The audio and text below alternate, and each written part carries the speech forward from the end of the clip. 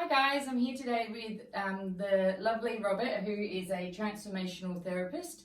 I have been seeing him for maybe around 12 months, and I think it's really helped me a lot. One of the ways that I found out about transformational therapy was when I was doing the trauma work with Melanie Tonya Evans on the internet. I did her NARP program, which is a narcissistic abuse recovery program. And when I completed that, she recommended that we go on and do further quantum healing and transformational therapy. So I looked up, transformational therapists in my area, and I found Robert. So I've been coming along to see him. It's been really helpful, very different from traditional psychotherapy, and I've never really gotten anything out of that. And I think most of the reason for that is that I haven't really ever been depressed or anxious, haven't been working on an actual mental health illness, so it makes it hard. But this is very different, so I'm going to ask Robert to describe what he does. Okay.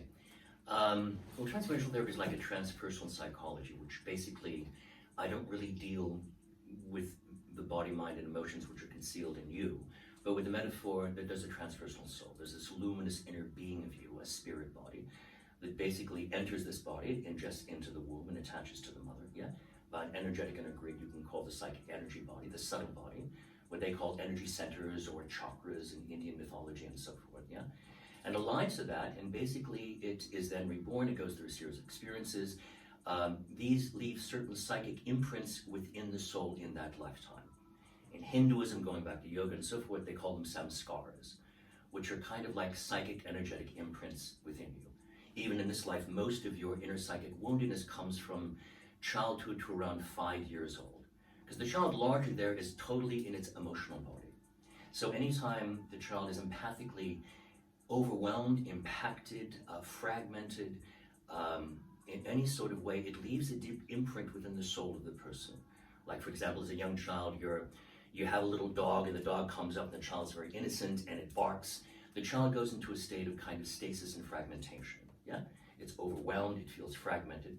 And that fragment kind of fragments from the consciousness of the person. It becomes a soul fragment, The person consciously forgets about it, but throughout as it grows up, whenever it sees a dog, even if it's a big, strong, 10-foot tall man or whatever, a dog will create this inner friction and this overwhelming trauma because it goes back to the origin, Well, in past lives, most of your inner psychic wounds within your emotional body are not in this lifetime. They come from previous traumas.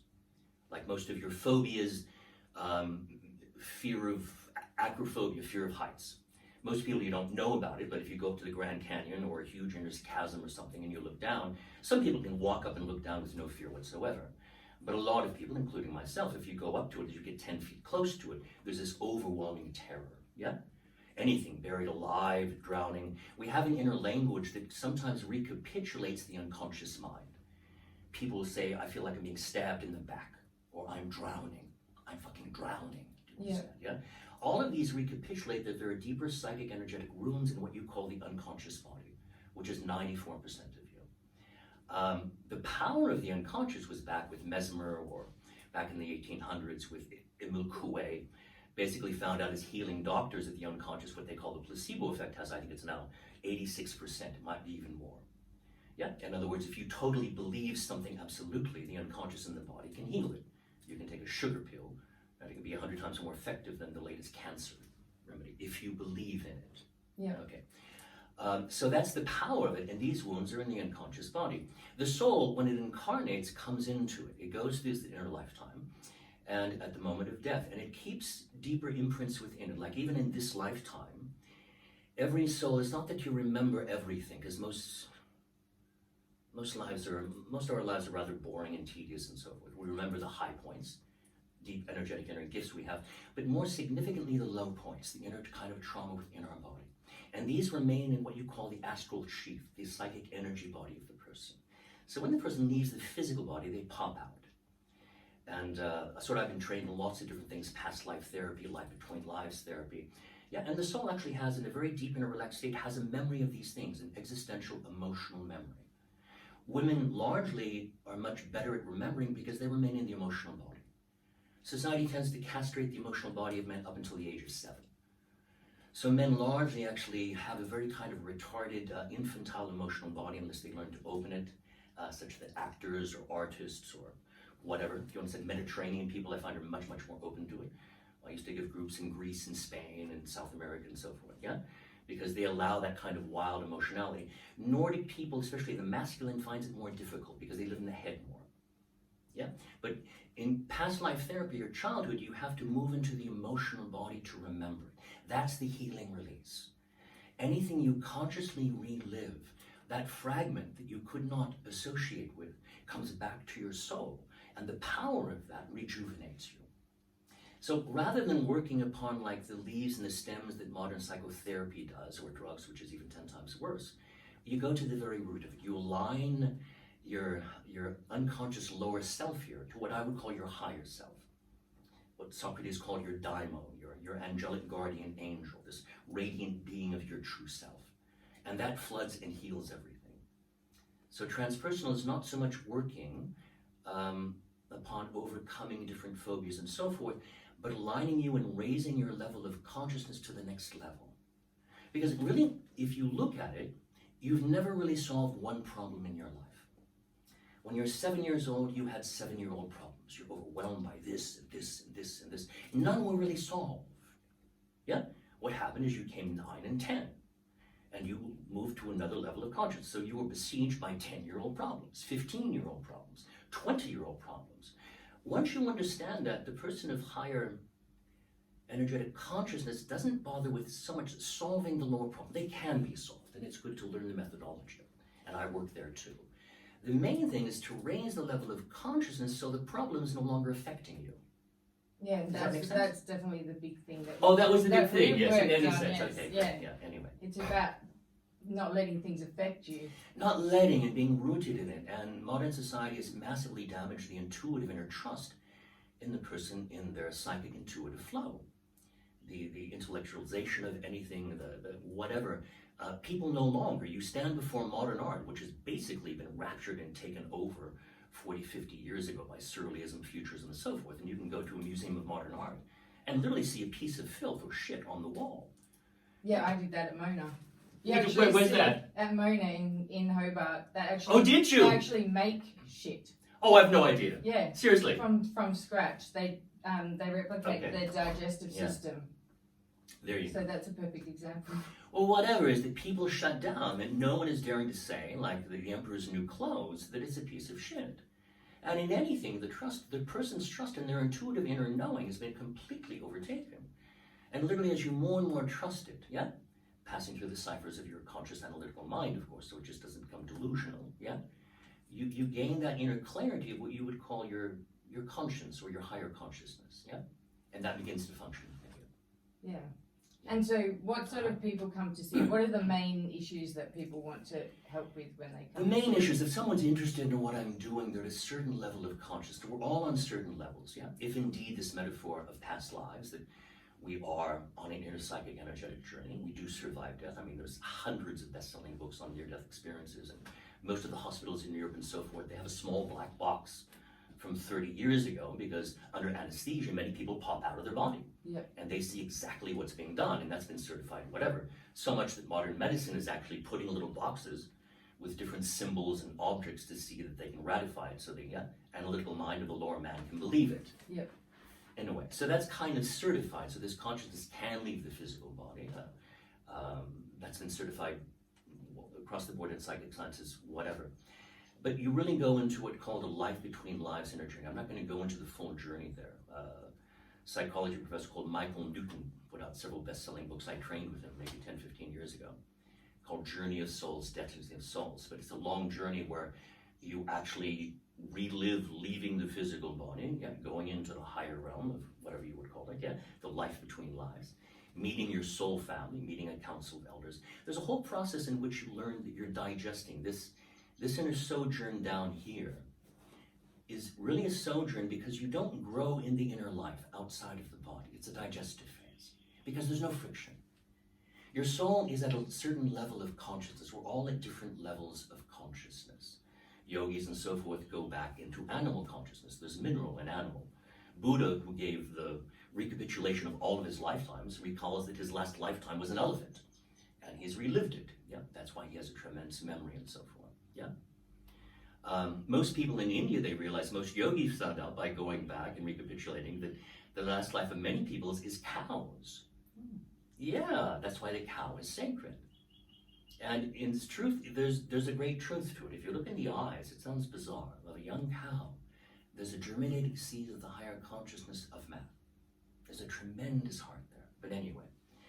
And then, so each soul goes through hundreds or thousands of levels of incarnation. So we're all here on certain levels of incarnation. It's not that one soul is better than another, but one soul is more unfolded than another. Like someone's older than you. You have a 5-year-old, an 8-year-old, yeah? Yeah. And that's been recognized throughout 50,000 years of, well, conscious history in a way, or last 5,000 years of mystic literature. Hence, a mystic or an enlightened person, an awakened person to Christ consciousness, a Buddha consciousness, yeah, is someone who's at their last lifetime here. Because when the frequency of consciousness becomes so high, you're so ecstatically, exquisitely empathic that it's very difficult to be here. Getting back to your question, you're asking me what people come to me. These people are, all of them, because I do a psychic energetic remote analysis of their energy fields. People may be aware of it or not, but what they call your energy centers or chakras are kind of like a psychic matrix of your nerves and gland centers. So classically, there's what's called the crown center. This is where the fontanelle in a child is. It's a soft part of the skull. Yeah, it's actually, as this awakens, your divine communion with your higher self becomes intuitive. Yeah, there's a tremendous immediate inner knowing. There's a yearning there that connects you there.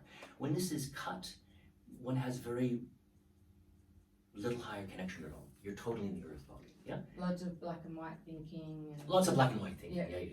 As this is open more, the intuitive, what you would call your guardian angel, or trusting your intuition, or with being into function more. You have this more direct intuitive inner knowing without knowing how. Yeah, and you begin to trust it. The wider this awakening cord, you understand, the more that communion is there. Yeah. Christ in the Gnostic Gospels, as a being of higher consciousness, would say, I and my Father are one. It means I am directly united with the Father, with the downpouring grace of my higher self. Yeah. But every mystic in any tradition would say it. I'm just choosing that because most people would feel the Christic embodiment. In any event, these energy centers, so people that come to me generally have a very high empathic heart center. In other words, when your heart center is open more than 50%, yeah, the normal person's probably around 20 to 30. They're kind of sealed off narcissistically. They can't really feel you. They have a feeling language that if you smile and you look wonderful, but you're near suicide, they can't feel that you are. Yeah? But if someone's empathic center is, they can feel what you're feeling. And the more it's open, they're bombarded with it. It's overwhelming. That was one of the big things that was with you, is that you're unaware. Especially with work. Especially because you don't know, because you are picking up the emanations of anyone and their moods and so forth is overwhelming. I myself almost couldn't live because mine was so outrageously, and I could not believe that other people can't feel it. So at a very young age, you become incredibly schizophrenic because you're seeing people put on this sort of plastic exterior, but really you're bombarded with their anxiety, their tension, their fear. Do you understand? And that empathicness, you don't know how to deal with it because you can't speak it to them. They'd think you're insane or they would attack you. Except when you're a doctor and you're meant to speak it to them. Yes. Yes, in that sense. But in terms of relationship, it's especially true because this factor has not been taken in. It doesn't mean the person's retarded. It means the person, because of inner wounds, has closed down energetically their heart center. Those wounds can be removed. Yeah, the energy centers are kind of like fountains, you could say. Yeah. It's not like you add something to a fountain, you just remove the block or the boulder from the fountain. Oh, that's a nice analogy. Yeah, so inner work is basically releasing that which is not you from you. Yeah. So you begin to fountain again. You begin to trust the inner intuitive knowing of your own higher self. So you're not just reacting and behaving in a socially acceptable way because you see someone crying. You're actually feeling why they're crying. Absolutely, yeah, you can feel it. So you're asking people to come are largely very empathic. For example, about 20, 30 years ago, I began to notice, because, I think like 2/3 of the world's population is now what we call overweight or obese or whatever. But I began to have women and men that put on a lot of weight. And interesting is I do a psychic energetic analysis of them. Their heart centers are exponentially wide open. These are very deep empaths. But they have no will centers. The will centers are in the spine. You're basically a fusion of two essences. What I'm going to call feminine is the left side of you, and the masculine is the right side. And masculine does not mean the dominating current of sludging it down. It's discrimination, clarity, focus, and boundary. Do you get what I'm talking about? Okay, it's not this negative coffin cheater of what you would see, not the negative aspect of the masculine, but the higher clarity of it. And the feminine is the feeling body. And in people that are obese, what is happening, obesity is there because the throat center awakens in the child. When the child was in the womb, the umbilicus, it's fed by the solar plexus. So this is fundamentally the deep energetic and emotional core. Whenever you're in love, whenever you're relaxed, your belly relaxes. Yeah. You basically need to breathe deep into the belly. The modern man only breathes into the chest. Yeah. So he's cut off from his deep rootedness. Just doing deep belly breathing roots you and grounds you into a different energy. So whenever you're terrified, afraid, or anything, if you close your eyes and breathe into your solar plexus, into your belly, your navel center, in fact, even put your hand here and rotate it clockwise, or you bring your consciousness to your feet, 80% of your panic attacks will disappear because all the energy is up here. And that's a big part of what we teach people with anxiety and panic. Oh, yeah. Could be. In almost every mode of psychotherapy or meditation, yoga. Is that grounding in a way. But in terms of people that put on weight, they have a massive empathic center, but they have hardly any will. And then psychologically going back into their inner childhood and so forth, the vast majority have very little tie to their father. There's been a tremendous cultural condition for political reasons by the elite to declare masculinity as toxic, to basically deprive the child, male or female, of the benign fathering influence. Yet the difficulty is it's robbed inner children of that masculine core. So they have no boundary, they have no clarity, they can't stand alone. They're terrified of what everyone thinks about them. Do you understand? Yeah, that's possible. That inner essence. And people that put on weight massively have that in it. Their fathers are non-existent, or the father is in a lower negative way, screaming, angry, this and that, leaving, abandoning. Do you understand? Yep. And so be it a girl or a boy child, they feel totally overwhelmed and they have a hatred of the masculine or a fear of it. Yeah. Simultaneously, as I was talking, this is when this is cut, the umbilicus, and unfortunately modern medicine cuts it way too soon. Doctors have to get on the golf course or wherever they need to go to. But largely, in Lamaze methods and different kind of birth methods, where now they recognize you wait until the psychic energy of the child has withdrawn its luminous cords from the umbilicus, so there's no more sensation. I do think that is changing. I think it's changing. No, there's many I don't know different if things. it's because of that. Yeah, because once it's dead and you cut it, otherwise it has a jolt. Yeah.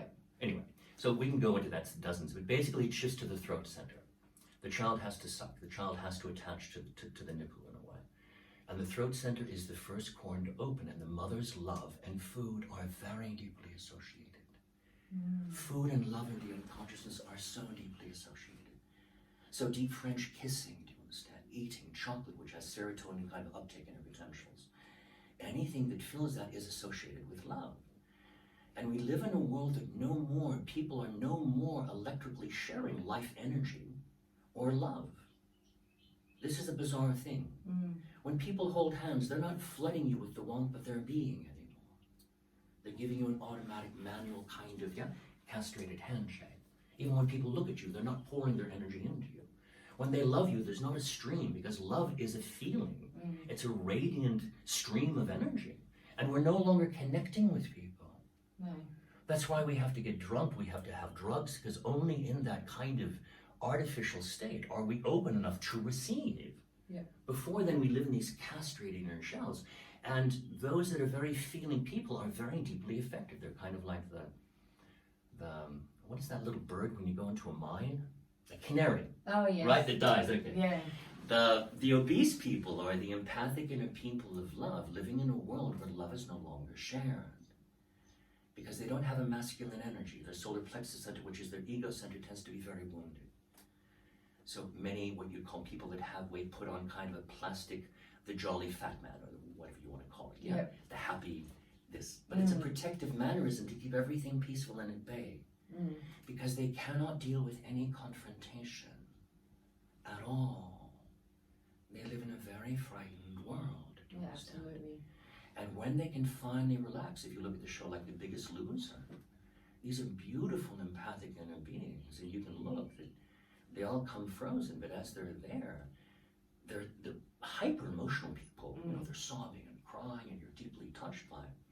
So working upon those things to me is more essential than obviously the diet and trans fats and exercise and all of that. But it hasn't really done anything. No, and I mean, you can do it short term, but if the love is not fulfilled, if these people are not getting love, the food is going to be there. So you have to teach them. That's why people that are isolated often like that often have lots of animals and cats, because cats and dogs and animals freely give love. They fill the void. Yeah, it's and not, it yes. is, like you said, it is free and love. it is love, it is free Yeah, love. it's real. Yeah. It's not conditional. Yeah. Yeah. So just by giving people that lose weight, to have them connective energetically to other people, and to make sure that, like, when you hug, most people give automatic hugs, but a hug can be an energetic inner thing where you merge energies without it getting sexual. Yeah. Do you understand? Obviously, that's Of male course, and female, that's a possibility, but you know, whether you want it or not, that's your own desire. But basically, we live in a very disconnected world, and if people start energetically opening up to animals, to humans, to whatever, energetically getting the food, obesity would evaporate. Anyway, Absolutely. that's my hypothesis. And I wish that I had learnt that 20 years ago. There you go. But what I was going to say, the thing about the hugging and the touching, the it's interesting because recently there was an article about in the pandemic, during the pandemic, Fucking COVID, doctors, right? doctors aren't shaking hands with their patients anymore. And awful. They were asking, how does that affect your work? And for me, for so long, even as a nurse, shaking hands with the patients when you meet people, laying on of hands is everything. It was a big part of it. So now it's all just so awkward, you know. I'm like, hello, I'm Anita, and I open up the door and I sort of scoot the person into the room, and you lose that first connection, which I think is really important. So, yeah. Well, they had a miraculous story happen about, 8-9 months ago when the sort of lunacy of all this COVID nonsense happened. They had people in hazmat suits and walls, and there was a mother who was aging and dying basically because the feminine lives through the roots of love, especially in old age. The family is everything. And this mother's withering and dying upon sort of medical apparatuses and so forth. And the family can only, even with masks and everything, outside of a window. And they're waving, and the grandmother, the mother is sobbing and so forth. And finally the nurse had compassion and said, whatever, and opened the door. And they went there, they laid their hands on the mother, and she recovered in 3 days. Yeah. It's a tremendous thing, and it's a dark inner kind of dark thing that is happening. And it's almost very, what's the word? It's almost very arrogant of us to rule out, disregard that. Heart. And, you know, like in my book, I talk a lot about, you know, the possible power to heal yourself, and, you know, the power of the mind, like you said before, and that sort of thing. So I think this sort of, what you're talking about, it goes one step back. Right. But we need to go one step back. Definitely. Because we can't fix. 2 or 3. Yeah. Probably 20. Using the higher intelligence of the analytical mind. I'm not against it. But it needs to be run into kind of a counterpoint. Rather than trying to start at the broken. Right. Absolutely. Actually start why you're broken rather than what is broken. Right. Yeah. So thank you very much for chatting to me. My joy. And I'll put Robert's details on the website so that you can contact him if you like. Great. And thank you very much.